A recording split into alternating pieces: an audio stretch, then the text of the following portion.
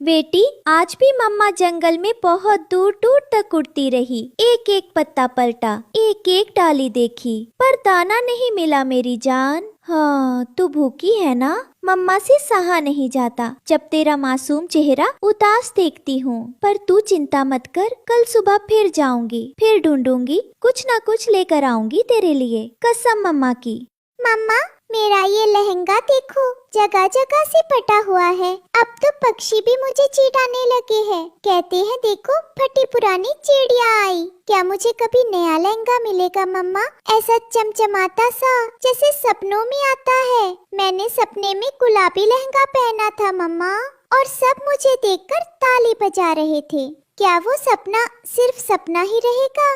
नहीं मेरी रानी, एक दिन तेरा सपना जरूर पूरा होगा। तेरी मम्मा कुछ भी कर सकती है तेरे लिए। तू बस हौसला रख, चाहे आसमान से तारे क्यों न तोड़ने पड़े, मैं तुझे वो लहंगा जरूर दिलाऊंगी। तो अगर आप भी चाहते हैं मैं आपका नाम अपनी कहानी में लूं, तो देर किस बात की, जल्दी से कमेंट करके अपना नाम हमें भेजें। राना जब सुबह सुबह दाना खोजने निकली तो गोरी कौवी ने ताना मारा। अरे रानो, खुद तो 2 वक्त का दाना नहीं जुटा पाती और तेरी गुड़िया लहंगे की फरमाइश कर रही है। तुम जैसी चिड़िया को तो सपने भी अपने हालात देखकर देखने चाहिए।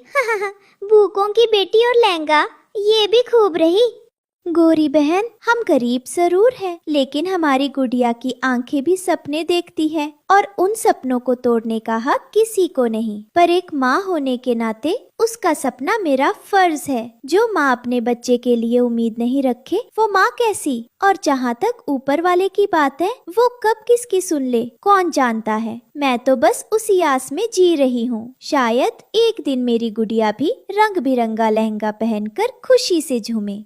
हरियाली तोती ने सब सुना और रानो की हालत देखकर हरियाली तोती का दिल पिघल गया। उसने रानो को अपने साथ जंगल के अंदर ले गई, जहाँ एक रहस्यमय पुराना पेड़ खड़ा था। रानो बहन, मैंने तुम्हारी और गोरी की बातें सुनी, दिल टूट गया मेरा। एक माँ इतनी मजबूर हो और फिर भी मुस्कुरा रही हो, ये आसान नहीं। लेकिन शायद अब तुम्हारी मुश्किल का हल मिल सकता है। क्या सच में?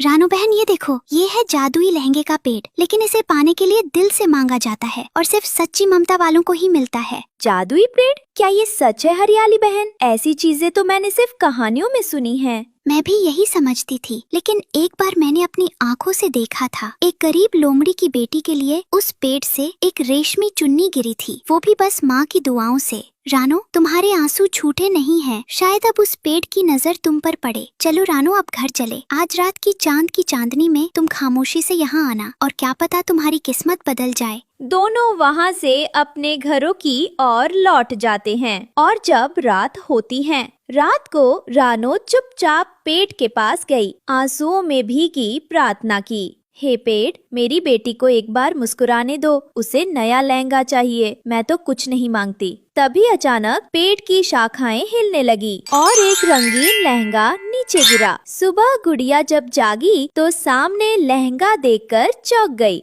मम्मा, ये लहंगा, मेरा सपना सच हो गया। हाँ मेरी रानी, ये माँ की दुआओं का जादू है। लेकिन रानो चिड़िया को क्या पता था कि कुछ दूरी पर एक पेड़ की ऊंची शाखा पर बैठा कालू कौवा सब सुन रहा था। उसकी काली आंखें लालच से चमकने लगीं। उसने फौरन उड़कर अपने मालिक किसान को जाकर खबर दी। मालिक मालिक, एक बड़ी खबर लाया हूँ। जंगल के उस पुराने पेड़ में कोई जादू है। मैंने खुद देखा और सुना। वो पेड़ लहंगे उगलता है, रंग बिरंगे चमकदार लहंगे। बस उसे कोई माँ अपने दिल से मांगे और वो गिरा देता है लहंगा। सोचो मालिक, अगर हम उस पेड़ को काट लें और उसके सारे जादू को अपने कब्जे में ले लें, तो लहंगे बेच बेच कर हम अमीर हो जाएंगे। पूरे जंगल की चिड़िया हमारे पास खरीदने आएंगी। क्या बक रहे हो कालू? क्या सच में ऐसा कोई पेड़ है? हाँ मालिक, अपनी आंखों से देखा। रानो चिड़िया की बेटी को तो बस एक दुआ में लहंगा मिल गया। सोचिए, अगर पूरा पेड़ हमारा हो जाए तो हम हर रोज 100 लहंगे निकाल सकते हैं। तो फिर देर किस बात की? सुबह सुबह चलेंगे कुल्हाड़ी लेकर और उस पेड़ को काट डालेंगे। न कोई दुआ, न कोई ममता। अब जादू सिर्फ हमारा होगा। हम जंगल के सबसे अमीर बनेंगे। सब लहंगे अब हमारे होंगे।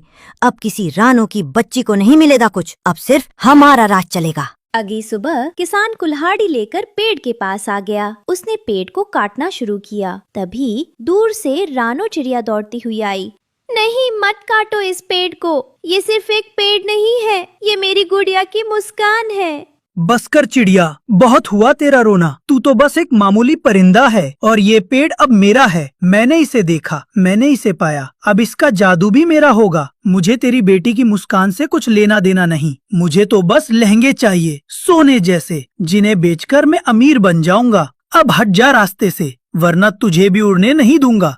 अगर इस पेड़ को काटना ही है तो पहले मुझे काटो। का सही कहा मालिक, ये चिड़िया तो सिर्फ कहानियों में जीती है। सोचो मालिक, जंगल की हर चिड़िया हमारे पास भीख मांगने आएगी। जैसे ही किसान ने कुल्हाड़ी उठाई और पेड़ की पहली टहनी पर वार किया, पूरा जंगल कांप गया। एक तेज रोशनी चमकी, पेड़ की आत्मा बोल पड़ी। रुको, मैं कोई आम पेड़ नहीं हूँ। मैं उन लोगों की मदद करता हूँ जिनके दिल में प्यार होता है, लालच नहीं। तुमने मेरे पास आकर बुरा करने की कोशिश की है। कौन है ये आवाज कहाँ से आई? मालिक, मुझसे तो उड़ान भी नहीं भरी जा रही। लगता है ये पेड़ गुस्सा हो गया है।